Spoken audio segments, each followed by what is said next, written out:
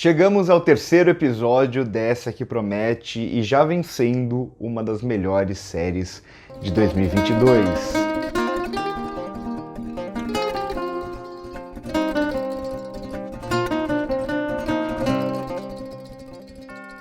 Eu vou abrir o vídeo com essa introdução. Quem quiser pular e ir direto pro episódio, quem não tiver nada a ver com isso, eu vou deixar aqui embaixo na descrição o time para você apenas clicar lá e já partir direto para o momento em que eu falo apenas sobre o terceiro episódio, beleza? Bom, infelizmente a série foi lançada e aconteceu algo que eu já esperava, acho que todo mundo que consome internet, que estava esperando a série, já esperava por isso, que eram os ataques à série.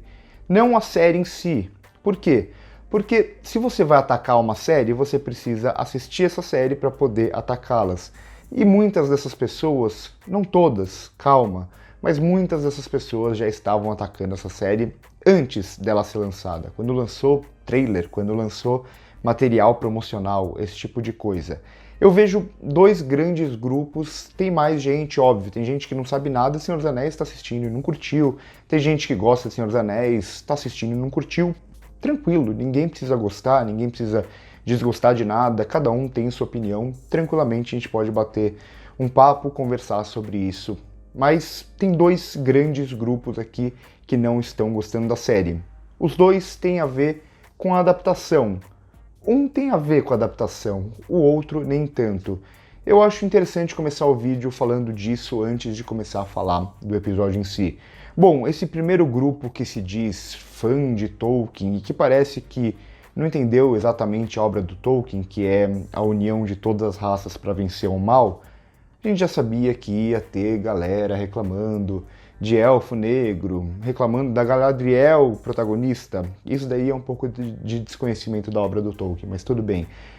Além de outras coisas, né? A anã é negra. Essas coisas que a gente já sabia que ia acontecer. Eu não vou perder muito tempo com essa galera, porque simplesmente não vale a pena. Simplesmente, se você não consegue assistir uma série e entender que uma adaptação, ela adapta também à sua época, quando ela está sendo produzida, se a obra é da década de 50, ela vai ser adaptada para os dias de hoje, isso é normal. Se você não consegue entender isso, bom, eu não vou perder muito tempo com você.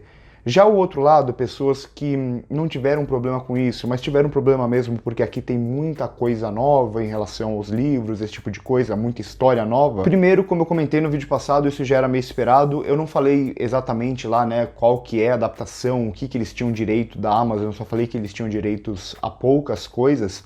Eu fui ver melhor, parece que eles têm direitos apenas sobre os apêndices do livro Senhor dos Anéis, que tem um pouco das Três Eras, mas quem lê os apêndices não dá para fazer uma série sendo fiel aos apêndices. Tem algumas coisas meio perdidas, algumas informações meio que históricas da Terra-média, esse tipo de coisa. Era óbvio que eles iam criar coisa nova, mais uma vez isso daí já estava nos trailers e tudo mais. Eu entendo, a pessoa quando ela é muito fã, eu sou muito fã de Senhor dos Anéis, mas eu entendo que eu sou um fã mais aberto a mudanças. Eu não quero ver o que está no livro, mas eu quero ver uma adaptação ou uma inspiração naquilo que está no livro. E, sinceramente, eu sinto que tem a essência de Tolkien nessa obra, apesar de, claro, muitas mudanças. Se você não vê tanto a essência do Tolkien, tudo bem, a gente pode bater um papo nesse sentido.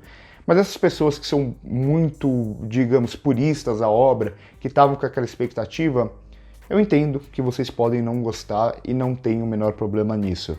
Eu pretendo em breve fazer um vídeo falando justamente sobre essa questão da adaptação. Eu acho que isso é muito mais profundo do que apenas essa série. Dá para fazer um vídeo inteiro só falando sobre adaptações de livros, peças de teatro, mas principalmente livros e principalmente quando envolve obras mais populares, obras da cultura pop e tal, que o fã tem essa ideia de apropriação, de que a obra tem que satisfazê-lo de alguma forma, tem que satisfazer aquilo que ele esperava e tal. Mais uma vez, eu entendo, eu não estou criticando vocês.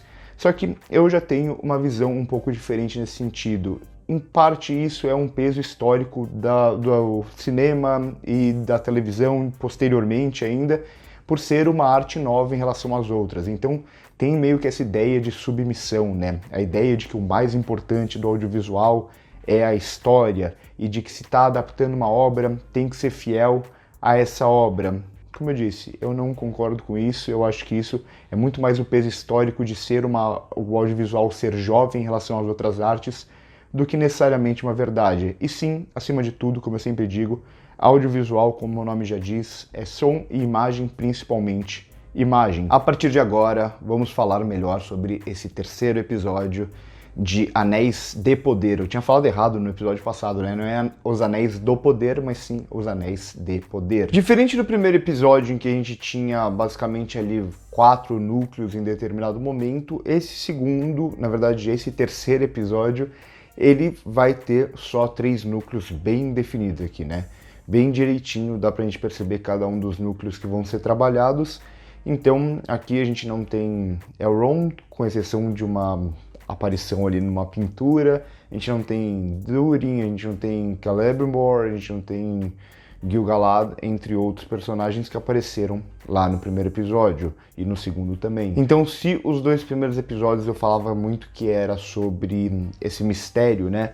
Não só nos acontecimentos, não só no quem é esse cara que caiu do céu, esse tipo de coisa, mas como a série tratava com a imagem também, né, isso. Então, a Galadriel chega em algum lugar ali e, de repente, a gente não consegue ver que lugar é aquele, que pessoa é aquela que está olhando para ela.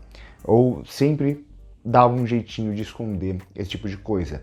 Isso continua em certa medida aqui, né? Por exemplo, a gente tem ali no final o Adar, que na verdade fica quase claro aqui, né, que é o Sauron. O Sauron, para quem só assistiu O Senhor dos Anéis e tal, ele antes, nessa época, digamos assim, ele tinha esse lance de conseguir ter várias formas diferentes, meio que mudar de forma, esse tipo de coisa. Ele ainda não era apenas aquela visão que a gente tem no começo dos filmes do Senhor dos Anéis. Então aqui, mesmo a gente não consegue ver ele direito ali no final do episódio, então é mais um pouco de como com a imagem eles criam um pouco de suspense. Mas de forma geral a gente tem bastante coisa aqui, principalmente no núcleo ali da Galadriel chegando em Númenor. Eu confesso que a primeira aparição de Númenor eu quase chorei. Tá muito bonito mesmo, né? Toda a construção ali da cidade, principalmente na visão externa, né? Quando a gente vê aquela grandiosidade mesmo. Em alguns momentos, nos lugares fechados, não me agradou tanto assim, mas de forma geral eu gosto que eu vejo aqui, tem essa imponência, até essa arrogância em certo sentido, né? Porque, não sei quem conhece ou não conhece Númenor, mas Númenor é basicamente, ali a gente vê o Isildur, a gente vê o Elendil que aparecem lá em Senhor dos Anéis, que são esses antepassados do Aragorn e tudo mais. Númenor é uma ilha que fica o mais próximo possível de Valinor, digamos assim, né? A ilha mais distante da Terra-média, nas águas mais ocidentais possíveis.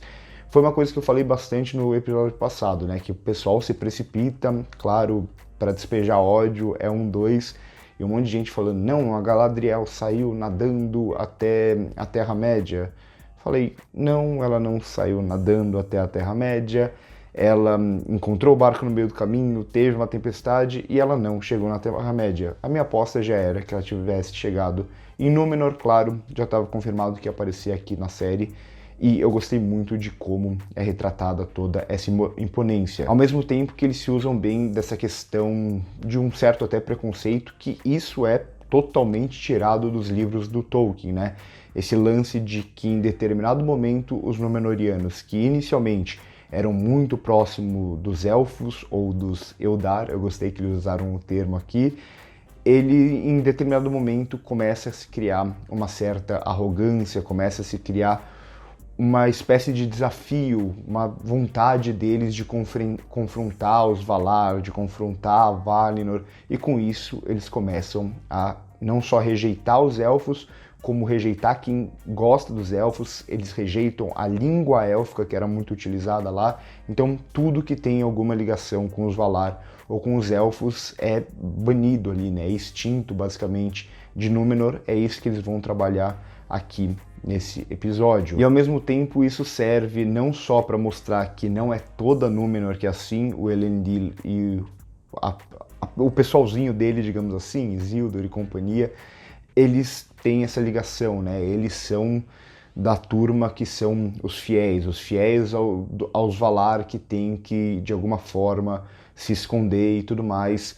E a partir disso a série começa a falar um pouco mais uma vez sobre heroísmo. Isso estava bastante no primeiro episódio, então a gente tem ali no outro núcleo já a Proto-Hobbit, né, a Nori, que ela tem esse lance de ser mais aventureira, de ser aquela espécie de hobbit aventureiro que a gente já viu lá em Senhor dos Anéis, né, que a maioria dos hobbits odeiam aventura, querem ficar no lugar deles, na toca deles. Para eles fazer esse tipo de migração é uma coisa, nossa, já é super perigoso e tal. E a Nori, ela já tem um lado mais Bilbo, digamos assim, né, de querer descobrir mais, de querer fazer a coisa certa. A gente vai ver isso bastante na Galadriel, que eu acho que é uma personagem que ainda vai evoluir bastante. Ela ainda tem aquela aura meio de elfos que vieram de Valinor dos Noldor e tal, então uma certa arrogância ainda, principalmente agora que ela não só é super poderosa, não é só a mais poderosa dos Noldor, a elfa